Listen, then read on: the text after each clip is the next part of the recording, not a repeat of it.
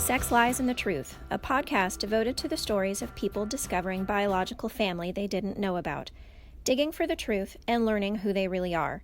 I'm Jodi Klugman-Rabb, a licensed marriage and family therapist with my own DNA story. My name is Christina Fitzgibbons. I'm a genetic and investigative genealogist. All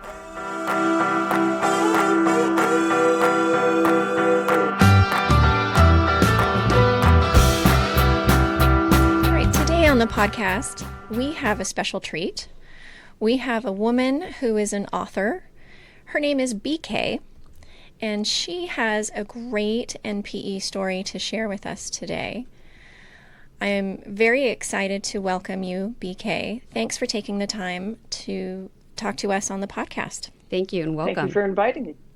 And here's Christina. Yes, I don't know BK's story. Jodi's heard it already, so I'm really excited. I know it sounds crazy to be excited, but I'm usually very excited to hear people's stories because I never hear the same story twice. Thank you for asking me. So BK, we know you through a mutual friend. Both Christina and I have a mutual friend who was a previous guest on this podcast, That's right. AJ. Yes. And he introduced us to you because that's how it seems to roll. Once you know one NPE, you know many. My story is filled with synchronicity, so that's how it's been. Yeah. Interesting use Choice of that. words. Choice of words. We exactly. had that focus on one of the podcasts as well. All right, take it away. I heard that. That was wonderful. Well, I used to think it was very unique. I've learned since that it's not unique at all. As you know, it was an NPE situation, or you call it a parental identity discovery, I guess. I do. Yeah. I call it a baby daddy or a baby mama issue. Yeah, well, I have both issues. My story begins with my mother, but unfortunately that story had mostly blank pages. I have no memory of her, and yet she's the most present thing in my life. I knew virtually nothing about her in my childhood. I learned a little bit more when I was an adult. I still don't know all that much about her, even after discovering all sorts of things. What I do know is that she had a dreadful childhood. Her mother had schizophrenia, and her father was an alcoholic. And her mother was in and out of institutions, like really horrible snake pit, famous institutions, when my mother was a teenager. So when she was maybe 16, she was out on the street pretty much. She became an inmate at something called the House of the Good Shepherd, which I guess was sort of a truancy. It may have been a unwed mother. It was one of those places where kids who had nowhere to go went. Where did she, what part of the country was she? That was in Philadelphia. It was in Philadelphia. Okay. Good grief. Inmate. What an amazing choice of words. That's what they called it. I have a little bit of records from it, and they called her an inmate. I don't think it lasted all that long. She went to live with an aunt and uncle who had two daughters. And while she was living with them, she had an affair with a married man. She was 17 years old.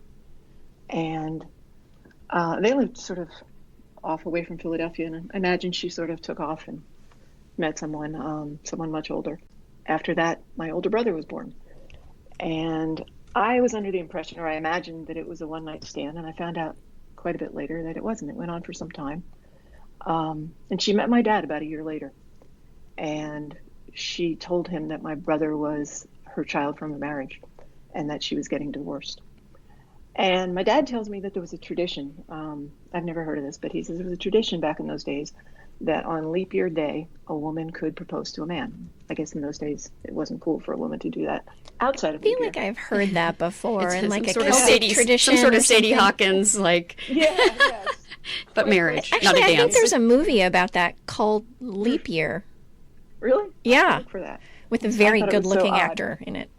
Oh. Yeah, Michael Good or Matthew Good. Matthew Good. Yeah. I'll have to check it out. I don't know him. Yeah. I mean, this was the 50s, so I guess it's not that unusual that women couldn't sort of do that. Mm-hmm. But before she took advantage of that, I guess they went to dinner, and she fessed up, which is not something she apparently typically did. And she told him that she'd had an affair and that she'd never been married. And she said something like, if you don't ever want to see me again, or I understand. And he couldn't have cared less. So they married. And they had a son. Unfortunately, was somewhat premature and only lived for 3 days. Oh. And yeah, it was awful. And I was born the next year. And my mother didn't really seem cut out for motherhood. She was neglectful. I think you could say she liked gambling better than she liked changing diapers. And My dad said, like the lights would go out and he'd find out she hadn't paid the bill, or people would come to the door because she'd written bad checks. And she'd make like crazy excuses for why she wasn't where she was supposed to be. Yeah, it sounds like the schizophrenia. Yeah, I think she inherited maybe not schizophrenia, but certainly something is filtered down. So of course that produced some tension between them. And my father's a pretty tolerant person, but I guess at some point, he couldn't deal with it. But it was probably more that she couldn't deal with it. And one day she took my brother and I was 6 months old and he was like 4.5 or something. She went to my father and she said, I guess they didn't say I need space then, but essentially that's what she said. And she took us to Florida. And I don't know how they had the money to pull that off or how she worked while she had a baby and a small child, but they did that. But it only lasted for 3 months. And she called my dad and said, come and get them.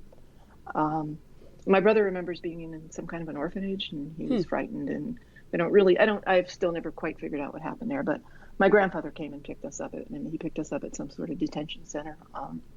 This is all coming from my brother's 5-year-old memory. So after that, my dad filed for divorce and she did not contest it. She didn't fight for custody, but she did come back up to Philadelphia to sign the divorce papers, and they got back together again briefly. I guess they couldn't resist each other. So they got back together again, but she ended up going back to Florida. And not long after, she told him she was pregnant. And oddly, my dad, who has had a very good memory, remembers almost nothing about this. And his account of it doesn't make a whole lot of sense. But he gave me a letter that she wrote to him after she had the baby. Baby must have been like a month old. And she talks about how she's waiting for him to come down. And she's supposed to come in 2 months. And she talks about how they'll be the proud parents of 3 kids. And it all sounds very idyllic, but that never happened. Maybe it was the gambling. I suspect it was another man. So she asked him to sign adoption papers. He thought it was his baby, or his baby maybe could be his baby.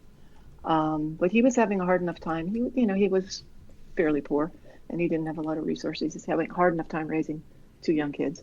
So he signed the papers, and that was the last we heard of my mother. And so I was a year old. Wow. Wow. I always wanted to find her. I thought about her all the time. I'm sure my brother did. We didn't talk about her. My brother and I did. I think it was a little bit like, if you ever saw To Kill a Mockingbird, where it's like the girl says, was she beautiful? Did you love her? But we didn't talk about it to my dad much. We kind of intuited that it was, not something to ask. So we didn't know much. And, we wondered all the time, did she think about us? All the things I know you've heard in one. Of course. But I always wanted to find her. And this, was way before the internet. There was no way to do any of that sort of thing. I tried private investigators, but they always told me I didn't have enough information. And then much later, when I was an adult and I learned about that sister who was put up for adoption, I didn't know anything about that earlier. I always tried to find her. But all of this research went nowhere. And I got to the point where I figured I'd go through my whole life never knowing who my mother was, never knowing any more than this. And for decades, I didn't. But then another one of those synchronicity things. My husband and I were traveling. We were in Baltimore, where he's from. And they have, I think, the biggest Social Security office there. And I had known since I was a teenager that Social Security would forward a letter to a missing person if you wrote it and sent it in an unsealed envelope. But they wouldn't tell you if it was received, and they wouldn't tell you anything beyond that. So I never did it because I thought somehow it would be worse not knowing if I didn't get an answer. Yeah, that makes sense. But yeah, it just would be harder somehow. But at this point, the clock was ticking and she was getting older, and I thought, maybe I should do something. So we stopped into this office to see if they still forwarded letters. And the clerk said something about no longer doing that for reasons having to do with 9/11. So we thanked her and turned to leave, but she wanted to know why I asked. And I told her, and she was really nice, and she said, tell me everything. So I told her, what little I knew, and she looked at her computer and she said, well, yeah, she's in Florida. Looks like she was married several times. She had different names. And then she looked at her screen and she looked at me over her screen and she said, I'm really sorry to tell you this, but you're a year too late, almost a year to the day too late. She died. Wow. I was stunned. I don't know why, because, she was 73, I guess, when she died. It's not unheard of, but I was just stunned. And when I get stunned, I kind of shut down and don't think too smartly. So I just figured, case closed. I'd never know more. I didn't ask her anymore. And we left. And after that, I didn't ask her last name. If I had just asked her last name. Right, yeah. But I didn't. And afterwards, I looked for every person with her first name, birth date, and I didn't find anything. And then out of the blue, again, as these crazy things happen, my husband and I were having completely ordinary conversation. We were talking about someone we'd both known 40 years ago. And for some reason, he thought she died, but he wasn't sure. And I said, well, I can check the Social Security death index. And I went upstairs to my office and looked at, and she did, in fact, die. But while I was looking at it, I realized there's an advanced function, and you can put in a person's first name, birth date, birthplace, So I did that, and when I did it, only one person came up, and I found her. And honestly, I think the people in the next state heard me yell. I could not believe I finally learned what had become of her. I was like a crazy person. So immediately I started Googling, and I found an obituary like in seconds. And you know how hard obituaries can be to find. Yes. I found it. And it said she was a retired social worker survived by 6 kids. Whoa. And that's what I was dumbfounded. It never occurred to me. I had all kinds of imaginings of what might have happened in her life, but that was not one of them. I didn't picture, she wasn't a great mother to me or my brother. I somehow didn't picture she'd want to keep doing that. And I somehow didn't think she'd have a good ending. It just didn't occur to me. Since this time, and including what my father's told me, everyone who's ever met my mother has told me she was one of the smartest people they've ever known. She could have prevented pregnancies. It's not like she had to have 6 kids. Right. So I Googled all the kids, try to find out more about them, and I found nothing but an email for the oldest of them.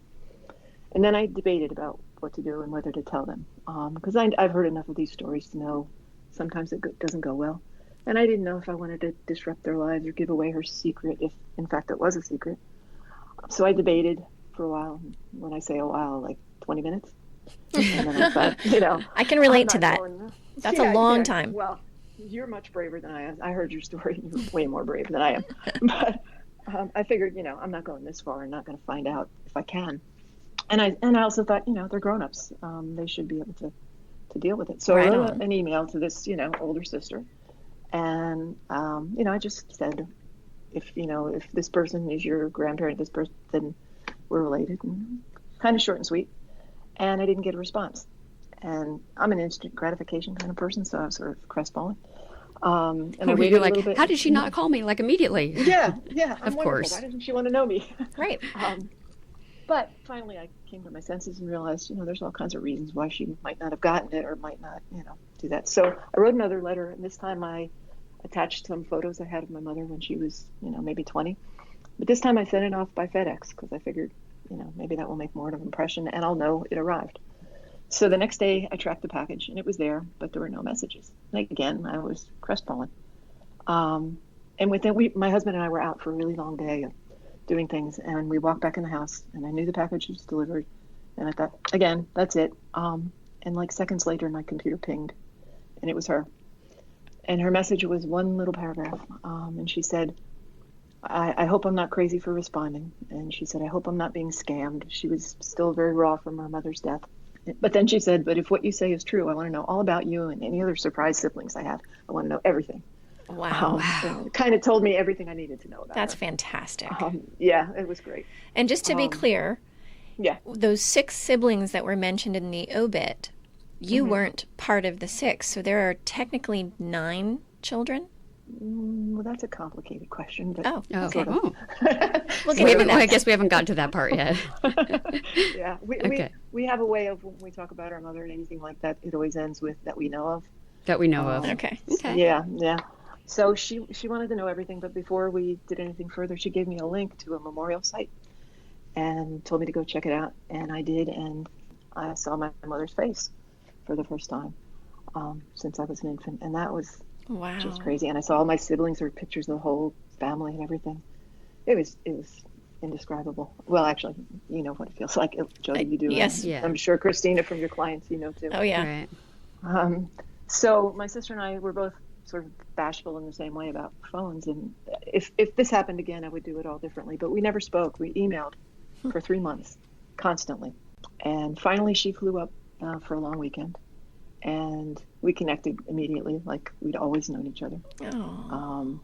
I've heard some people say recently on some of the groups that you can't bond instantly with people. And you can. Oh, yeah. I disagree with that. Yeah, for sure. You can. Yeah, instantly. I mean, even before I met her on just email, but absolutely. Yeah. It's been that way with pretty much everybody that I've met, and I've met a ton of family. So my sister had pretty quickly told me that she had already invited her other sisters, her known sisters, on a cruise, and she was going to treat them to a cruise. And she said, well, now that you're a sister, you absolutely have to go. So I did. It was, I don't know, maybe 5 months or 6 months from this, connection. So I went down, they live in Florida. I went down to Florida and went on the cruise, which was fantastic. Great way to be able to meet new family. Mm-hmm. And afterwards there was barbecue, and I met a bunch of the other family, all but I think 2 of my brothers. And then I didn't know how to keep this going and sort of keep a connection since they're 1,000 miles away. So I think she came up at Christmas time, which has become a tradition. The following year, I invited them and all their kids and grandkids and whoever to a reunion. I rented a big cabin in North Carolina, and I flew my older brother out. I hadn't seen him in 15 years, so that was almost as exciting. And there must have been at least 25 of us there. And we since do it every year. And that oldest sister and sometimes one of my brothers and his family, they come up for Christmas. And we've gotten together for a couple other occasions, weddings and things. So I've gotten to know them really well. And I've gotten to know a little bit about my mother.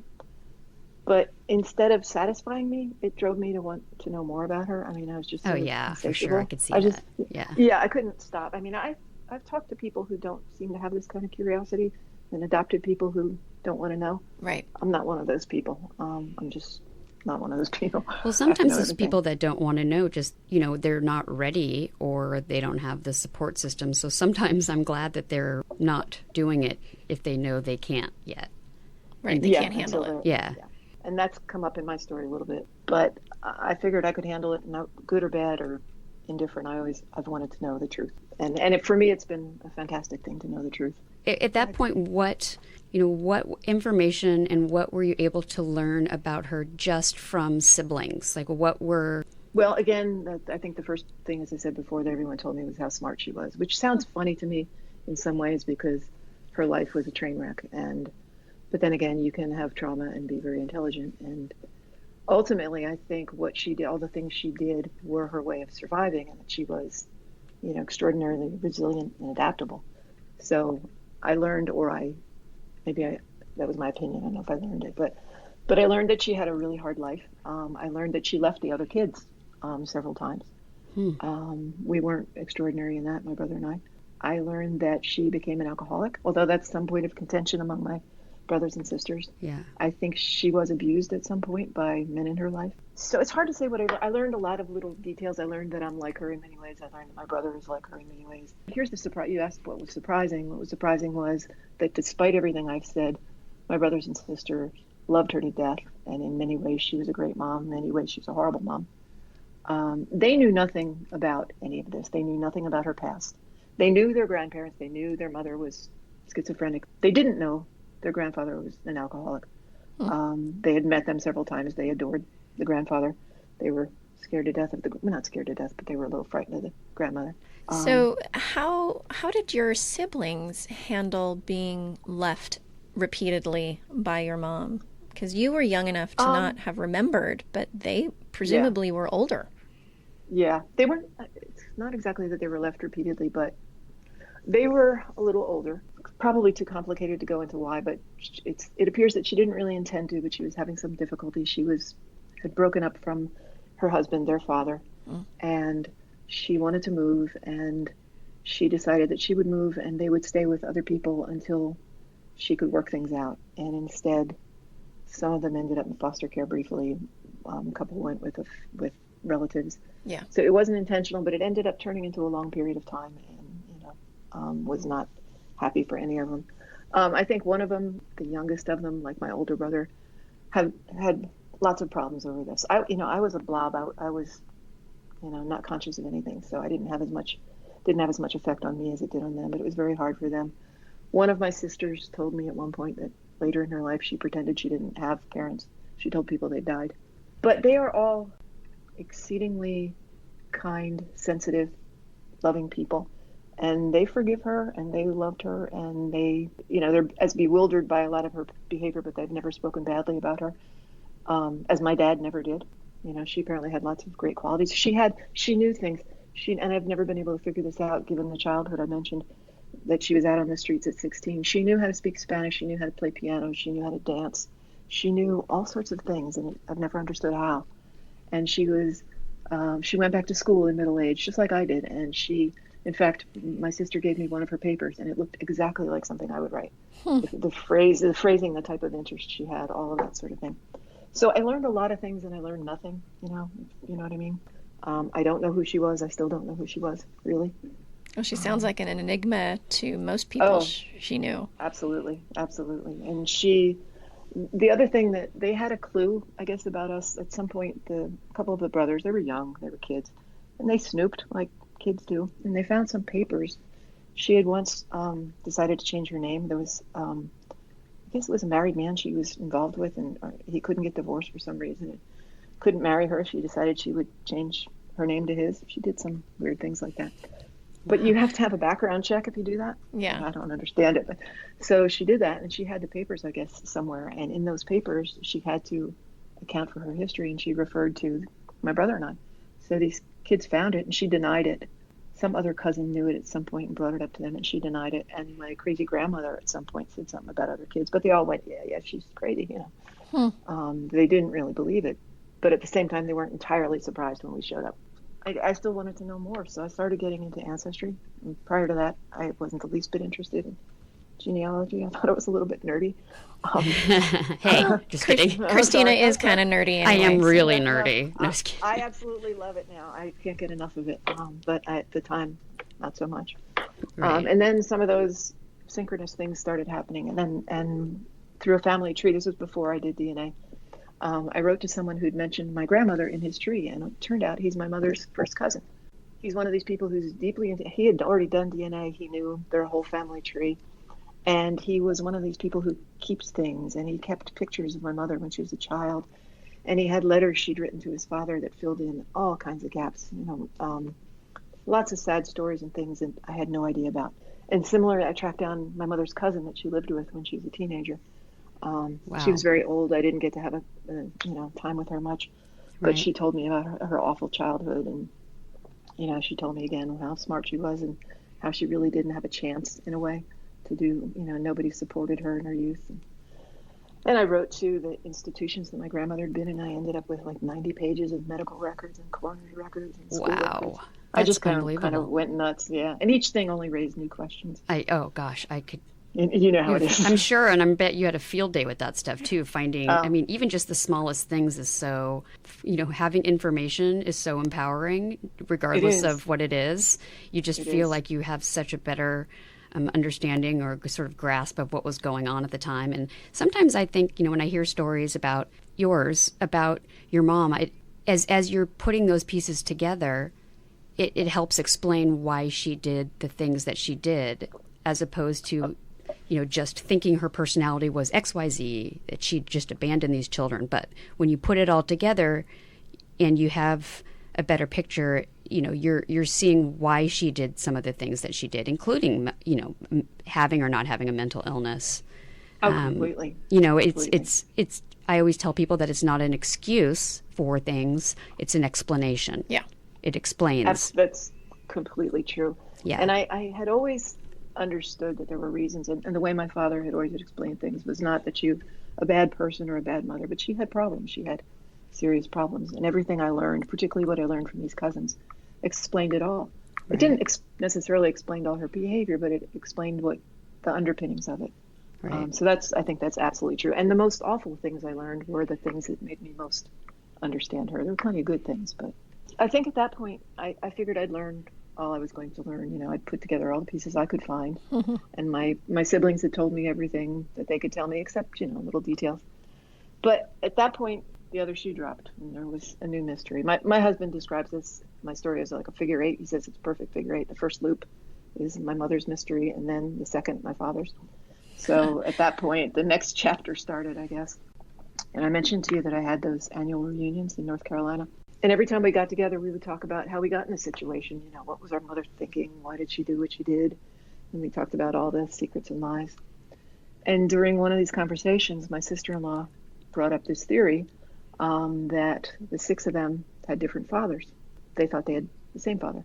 I honestly didn't think about it that much, because her reasoning was sort of, well, they don't look alike. Yeah, And that's lots of siblings don't a look lot like, of siblings right? don't look. That's correct, right? Yeah, and they're different personalities somewhat, but I didn't give it much thought. I thought, sure, it's possible. Right. Figured it's just one more thing we'll never know. But every time we got together, it came up. And then one Christmas, I think it was 2014, she and my brother came up, my other sister, and it came around to that again. And I don't know why this time, after hearing it for years, but it got stuck in my head like something that would not go away, and I couldn't stop thinking about it. And even though I knew the answers, I asked my husband, do I look like my dad? And he used to think, no, of course not. I said, am I anything like him? And he laughed hysterically because my father and I couldn't possibly be more different. So all the more I started thinking about it. And I knew it was ridiculous, but I couldn't stop thinking about it. So I asked him if he would do a DNA test. And he knew. He was, I don't know, 90, I think, at this point. He still had his faculties, and he knew I was into genealogy. He knew about these kids. He'd met some of them. So he said, sure. So he did the test. And I was kind of weirdly excited about it all.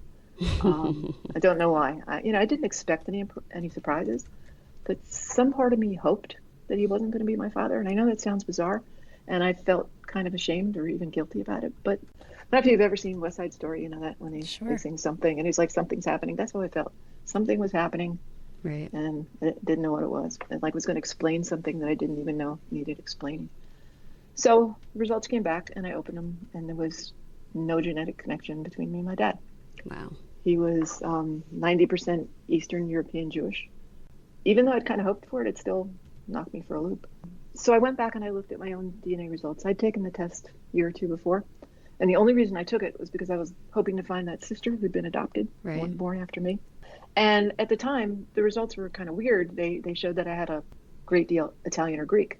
And I guess that should have made me wonder, What was your... on my mother's side, I was English. I knew that I would be British of some sort. Right. And I expected to be European Jewish on my father's side. Got it, okay. But one of the reason I didn't think that much about it is one of my dad's cousins has always told me that she believed that my dad's family was not, in fact, Ashkenazi Jewish, but Sephardic. So to me, that kind of made sense. That proved her theory. If I showed up Italian Greek, that's that same bubble in the genealogy, Iberian. So I thought, yeah, that makes sense. Right. Didn't give it much thought.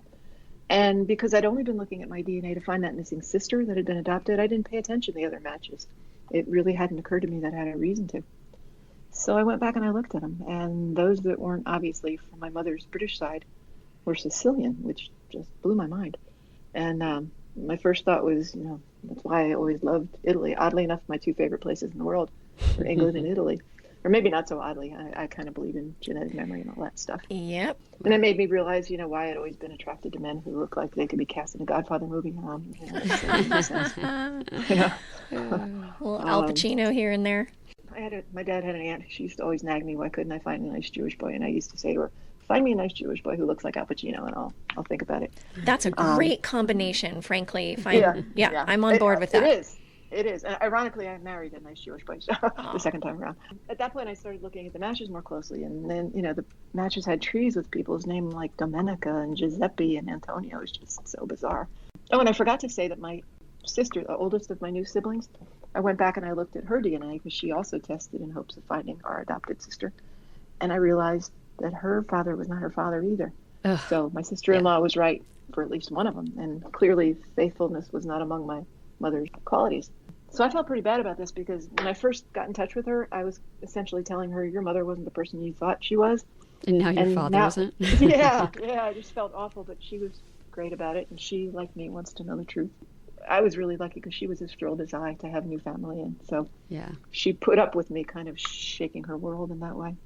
Ironically, all but two of my other new siblings have tested, and they all do have the same father except for this older one. Wow. So it was almost as if this whole thing, I hate to keep talking about synchronicity, but it's almost like what led me to learn what I've learned. I believe it was. My whole life. Sure. Yeah, not knowing.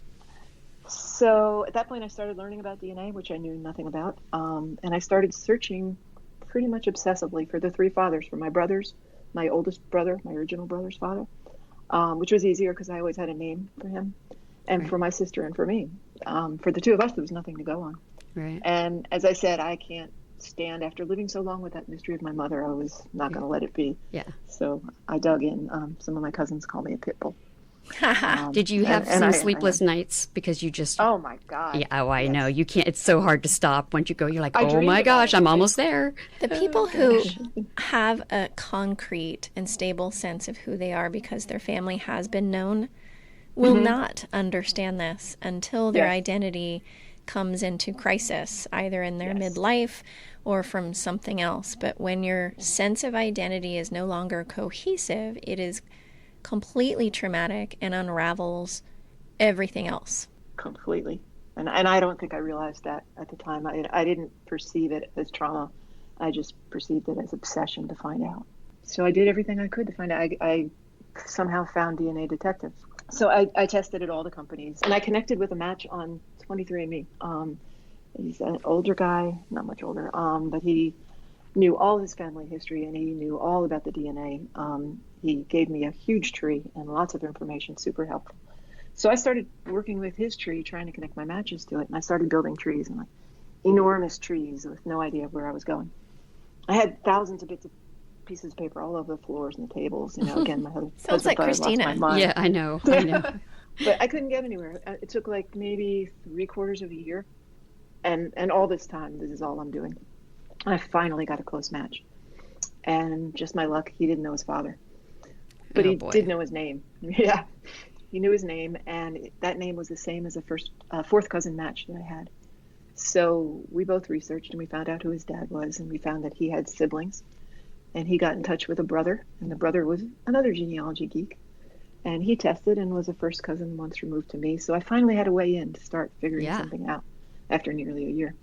And he told me about his grandparents, who were my great-grandparents, and how they came to Sicily at the turn of the century and became farmers. And he sent me pictures of them, which was wild. You know, they looked like they were Ellis Isles pictures. Wow. And so these great-grandparents of mine had 4 sons and a daughter. And the daughter died in childbirth.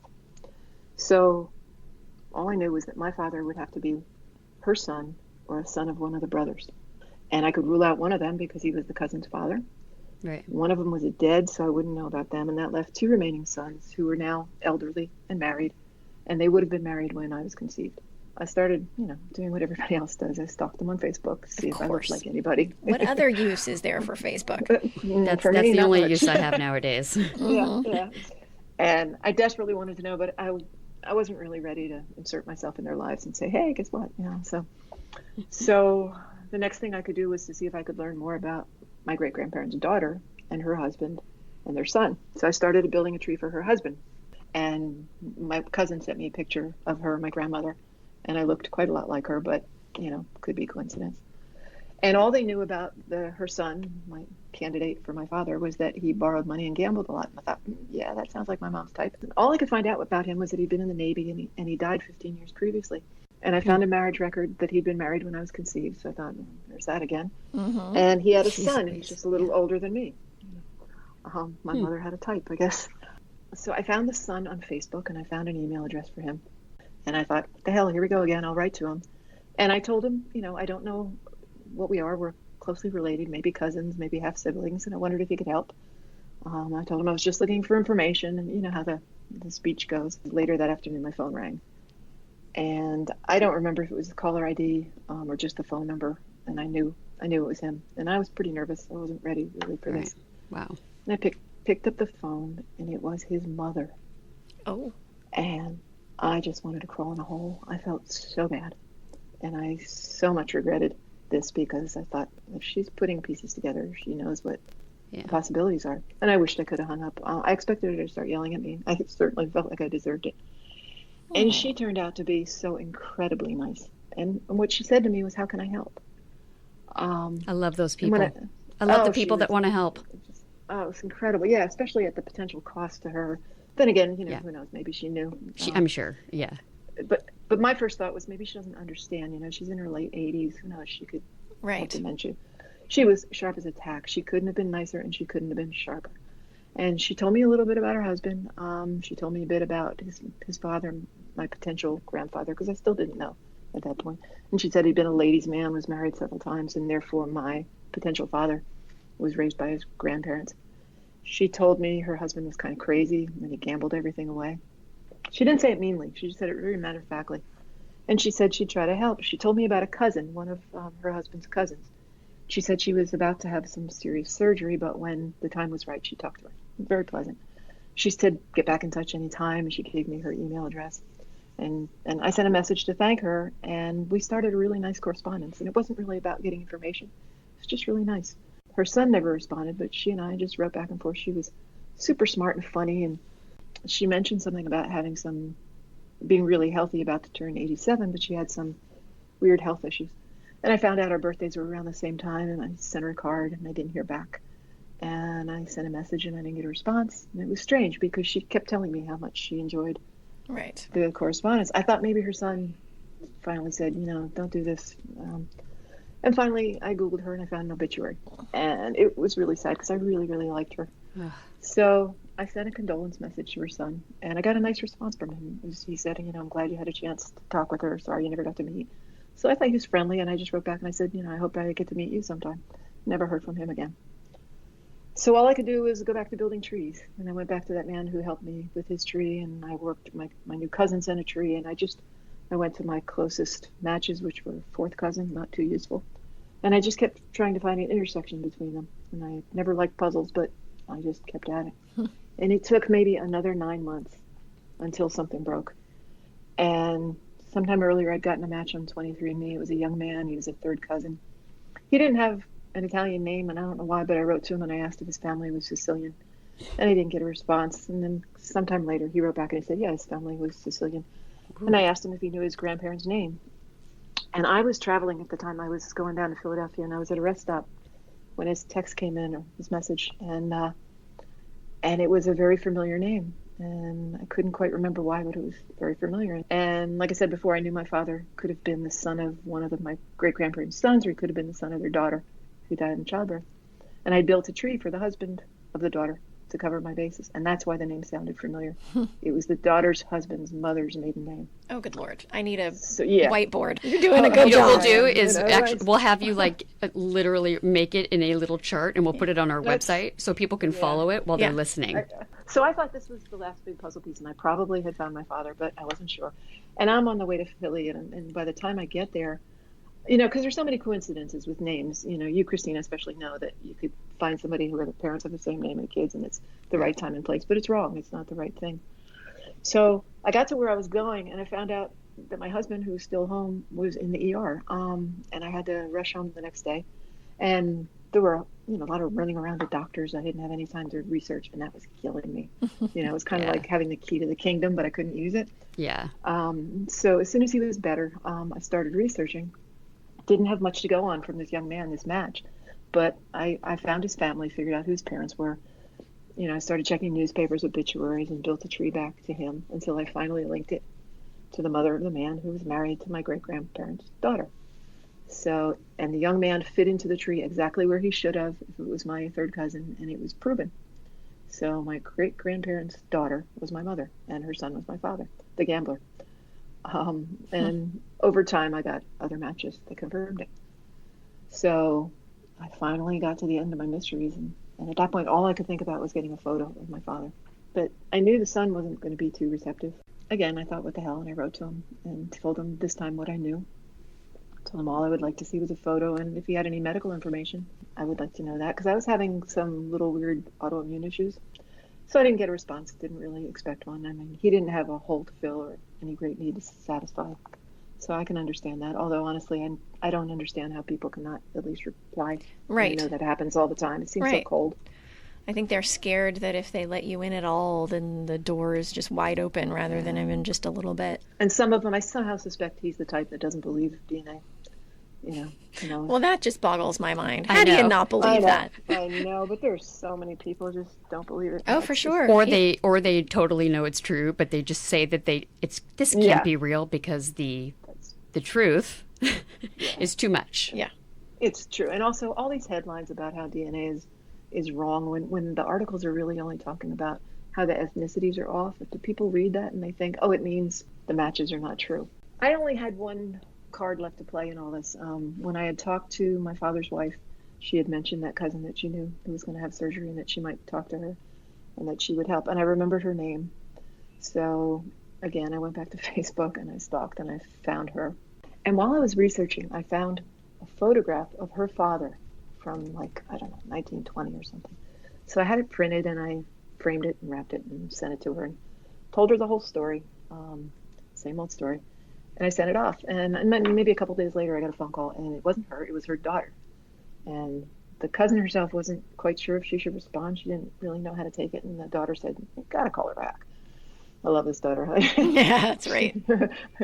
So she put the cousin on the phone. And the first thing she asked me was, did I have a good dad? And I told her I had a great dad. And she said, you have a good life? I said, yeah. And she said, well, it's probably for the best.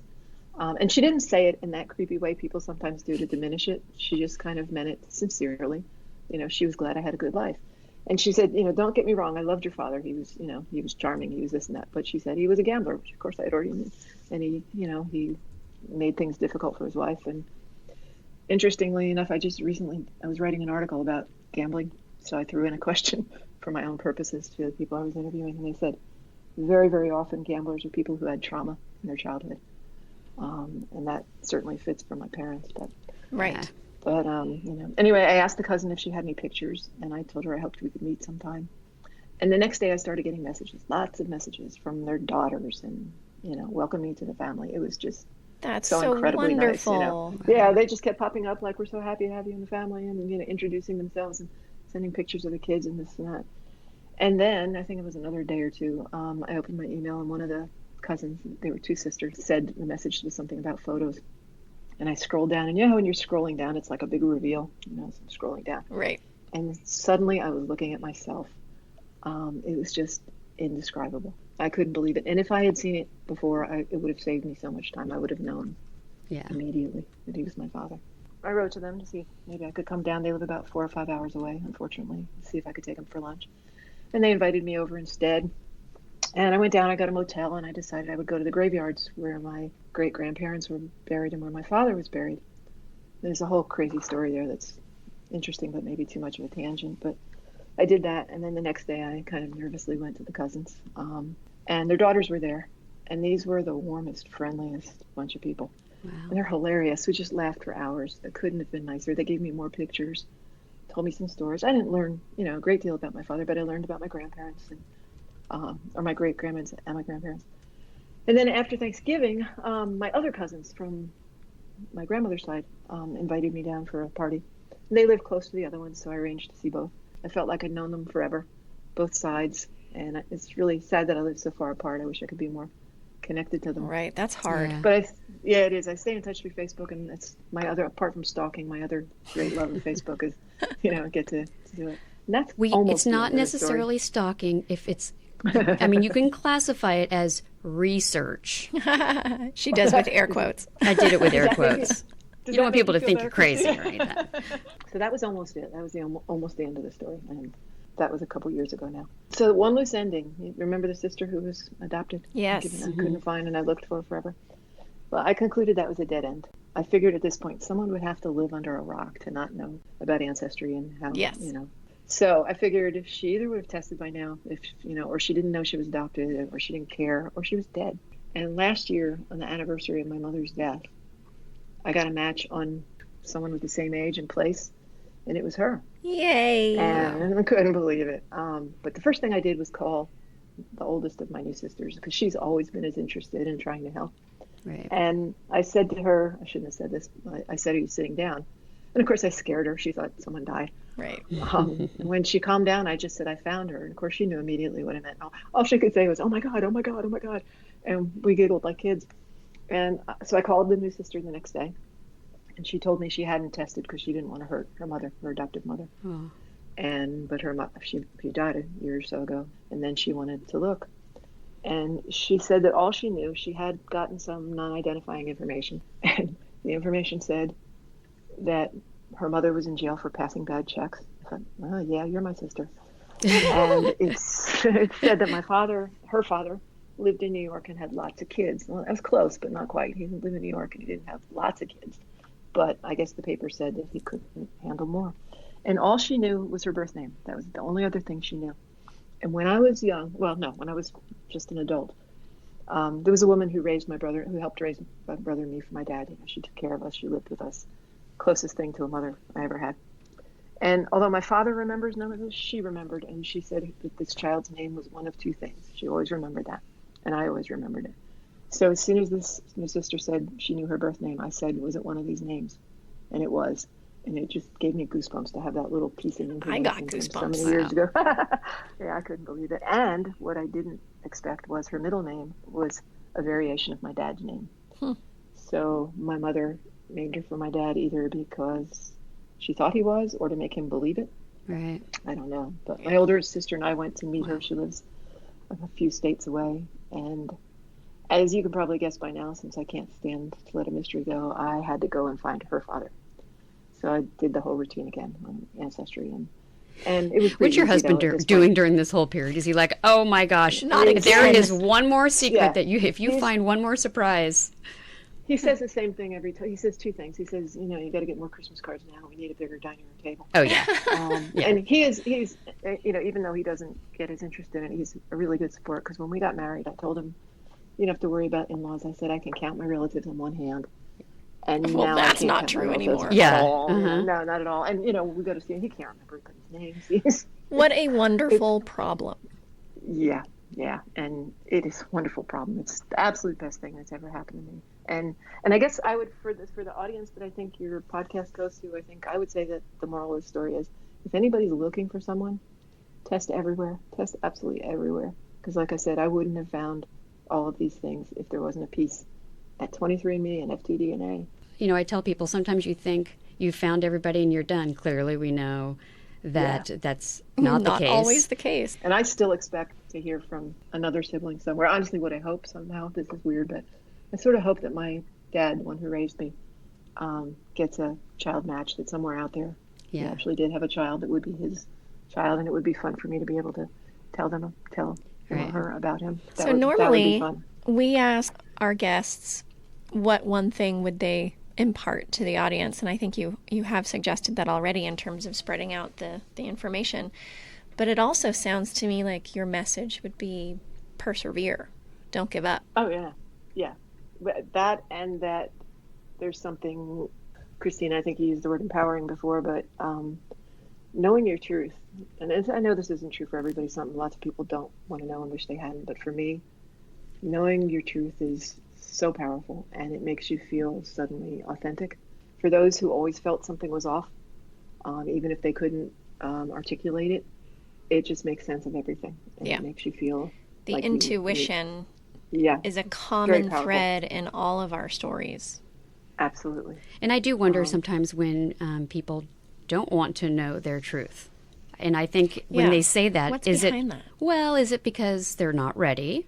They don't have the coping skills or the ability to manage the information. I mean, I guess if who is okay not knowing? How would you feel? Like it's very unsettling to think that you don't want to know that is actually not your father. You're too scared to question it when you're in a situation like that. So I always wonder about those people and why they don't want to know. And Me too. Had those people who kind of come around later because they sit on it for a little while and then they can't help.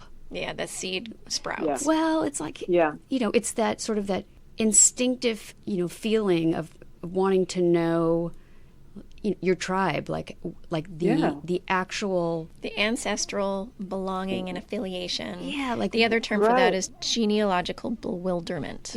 Right.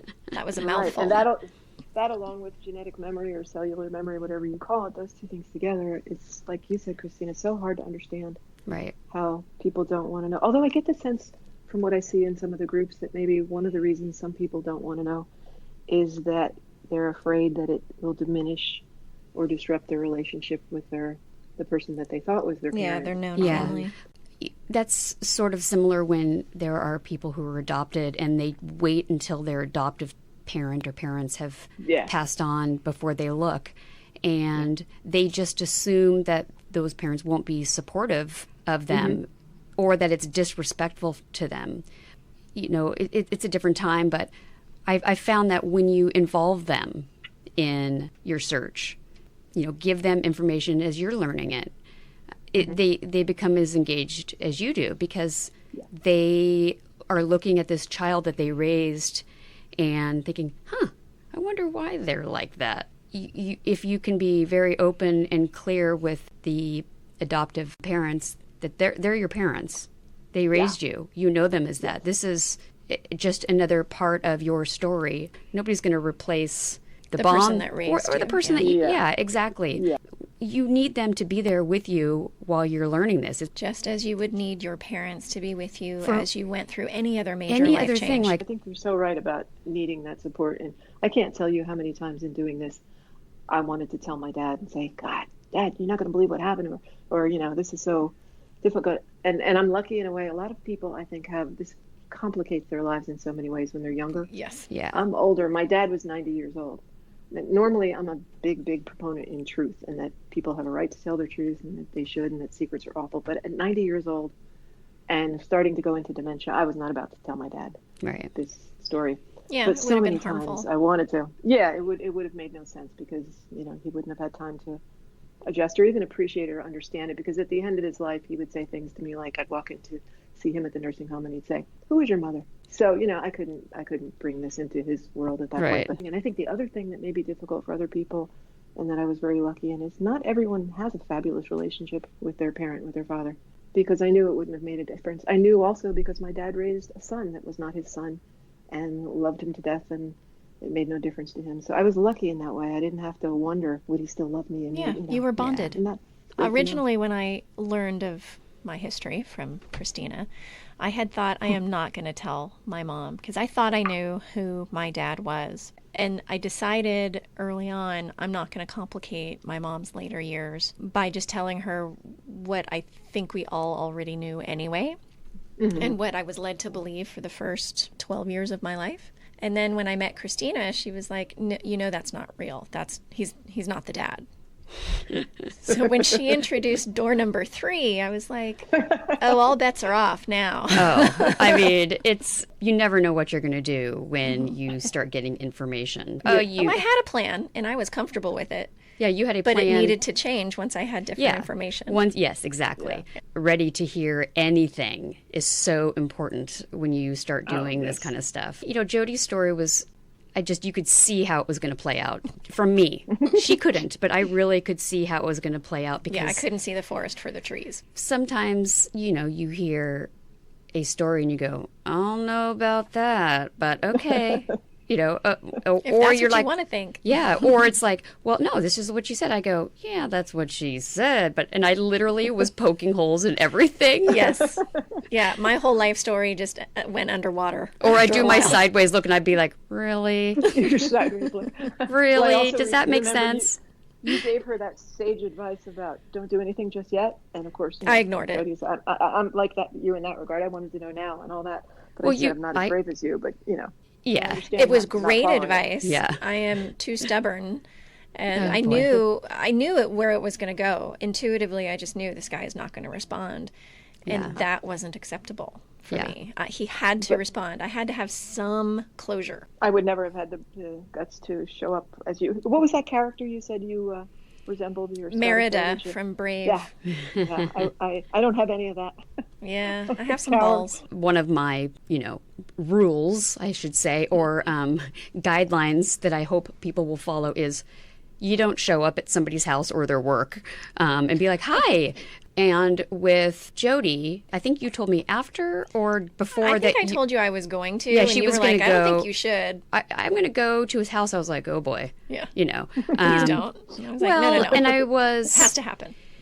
Yeah, and of course, she had sent letters that had come back, and well, not only did he just not respond, he sent the letter back. Yeah, and but he hadn't opened it. Right. He had not opened it, so maybe he thought it was the collection agency or something. I don't know. But when she showed up, and what did he say to you? Like, you have the wrong house? Or, he doesn't live here anymore. Whoever that was didn't live here anymore, and she left, and I got 10 minutes down the back.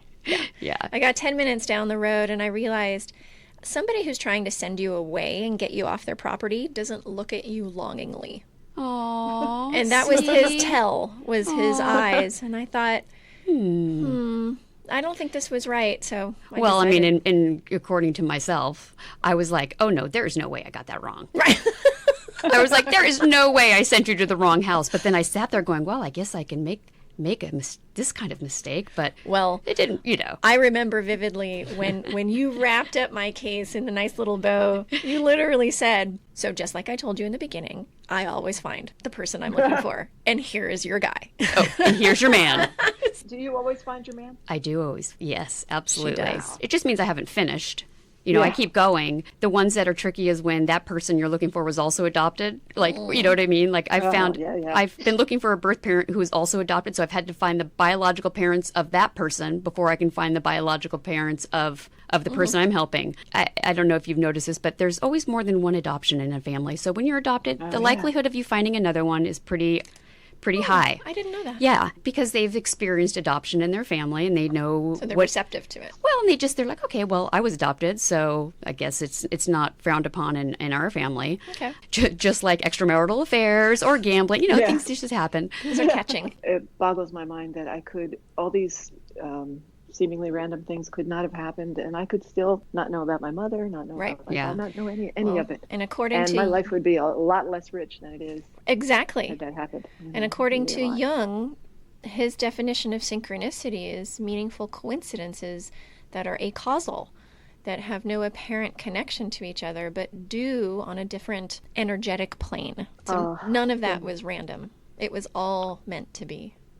Oh, the dots that get connected, I guess this might be a tangent, but to try to explain one of those, when I was maybe 25 years old, I was living in Los Angeles, and I had learned a little bit about my mother, but not much at that point. And I was we had a alternative newspaper like the Village Voice, I think it was called the LA Weekly or something, and wasn't something I really read often, and I was just kind of flipping through it, and there was a big page of ads, and a teeny tiny little ad, and on the ad had my first name, which I'm not going to tell you what it is, but it's highly unusual, and especially then, and it popped out at me. And I looked at the thing, and it said something like, here's a little song, I call it Tudo Bam, and it's not hard to sing, Te Amo Tudo Bam. And I looked at it, and I thought, why on earth is somebody with my name got this ad that I just happened to be like walking by it? But then years later, when I saw the letter my mother had written to my father, it was written almost just like that. And she said, I have this little song and I'm going to sing it to the tune of something, something. And I thought, that's weird. And I much later found out that those words, Tudo Bam, are Portuguese. And my mother married a Portuguese man. And for some reason, all those years ago, I cut that little thing out of the paper. I still have it. And now I know it was her. Do you really? That it was her. Yeah. God, that's cool. Yeah, and I know that sounds nuts, but I know it was her. The language of it is exactly the same. And I also learned from one of my siblings that at the time that happened, she worked at Social Security and she had access to their files, and she could easily have known where I was. But those are those Jungian things, I think, that there's so many of them. Yes, there are. Yeah, I know it sounds nuts, but... No, it only sounds nuts to the people who are not receptive to, different sources of information. And just because we can't prove that there are ghosts or, whatever else out there, anything paranormal or alternative, doesn't mean it doesn't exist. It just means we just don't have the proof to definitively say yes or no. Yeah, I had one of those experiences too.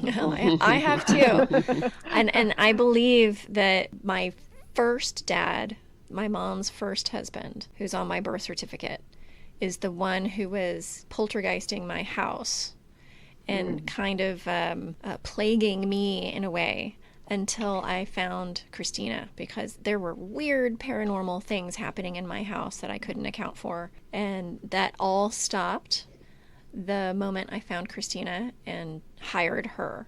And she started finding everything, and then done. That's terrifying. Wow. It was. Yeah.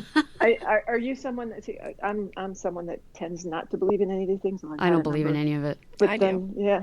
I've been in homes before So crazy. where I have felt a presence and it was malevolent and I couldn't wait to get out of there.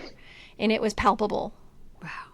Yeah. And that's happened a couple of times. Christina, since you're not a believer, maybe if I tell you this, you could give me an explanation for it. Yeah. When I mentioned that I went to the graveyards to see my father's graveyard, and so I didn't know where his grave was because there was no tender or anything. And Right. it was a stormy day, and I'm wandering all through the graveyard trying to find it, and half an hour goes by, and I'm thinking I'm about to give up. And so I find his grave finally. There's a Jewish tradition I always liked about leaving a stone on a grave. You don't leave flowers, you leave a stone. So I thought, okay, I'm going to find a stone. And I reached down and I found this weird little yellow, oddly shaped stone. And I put it on top of the grave and I took a picture of it. And I went back to my motel, my nice, clean motel room. And I was getting ready to leave to go meet my cousins. And I picked up my purse, which was sealed. And I had a notebook and something tumbled onto the floor. And I picked it up, and it was a rock that looked exactly like the rock I just left on a grave. And it was a penny that was minted in the year that was on my dad's grave. I've been able to explain away all these other weird things that I don't believe in, but I can't explain how a rock and a penny in a motel room. Weird. Creepy. Yeah. And then when I went to visit my cousins and we're talking about this, and one of them turns to me and she says, I think your father, if he'd known, he would have acknowledged you. And I said, I think he just did. You're like, that's the one. So cool. Even though I don't believe in this stuff. I love that. Oh my gosh. I actually have no explanation for that. Well, BK, I know you're going to have to go soon because I can't keep you any longer. Although I love these interviews. This is one of my favorite ways to spend my Sunday mornings is doing this with Christina. You made it fun. Thank you for sharing your story and your perfect figure 8 story. I actually really am going to make you take a piece of paper and a pencil and chart it out. So I wanted to ask before we go, BK, if you would like me to reference your Huffington Post article. Do you want me to put that in the show notes for people?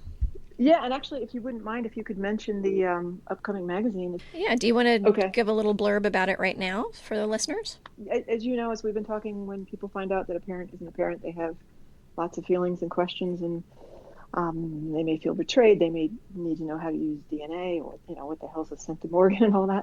And there are lots of Facebook groups that are great for letting people know they're not alone, but I think they have some limitations, and people need information in addition to that kind of support that makes them feel they're not alone, and all kinds of information. And also, all of the groups are for separate people. Like there's groups for NPs and there's groups for adoptees and for donor conceived, but we have so much in common when it comes to the sort of the emotional core of this. So I wanted to kind of bring it all together and create a magazine and community. And the magazine part would be information articles, because like you, Jodi, you brought your professional skills to your experience to help people. And all I have is a background of creating magazines. So I thought maybe I could bring that to creating something that would be useful. So half I think of it as a magazine and the other half a community where I really hope people will send their stories. Is this a digital magazine? Or essays. Yeah, it will be digital. It won't be like the old-fashioned page turner. It will be more like a more modern type magazine where it almost looks more like a giant blog. But so it will be digital. Great. And I will be soliciting people to tell their stories, because I think that people in this position have often been spoken for and asked not to speak. And so I hope that people will speak out, and it will become a place where they can, and a lot of people aren't comfortable sharing their truth, but I hope it will be a place where they can become comfortable. Do you have a launch date for this? I'm hoping by the second week in June. Well, thanks, BK. Thank you. Your story here is very inspiring, I know. and I think we're all enriched for hearing it. So I appreciate it. Thank you. That's very nice. Thank you for asking me. Until next time, thanks for listening to Sex, Lies, and the Truth.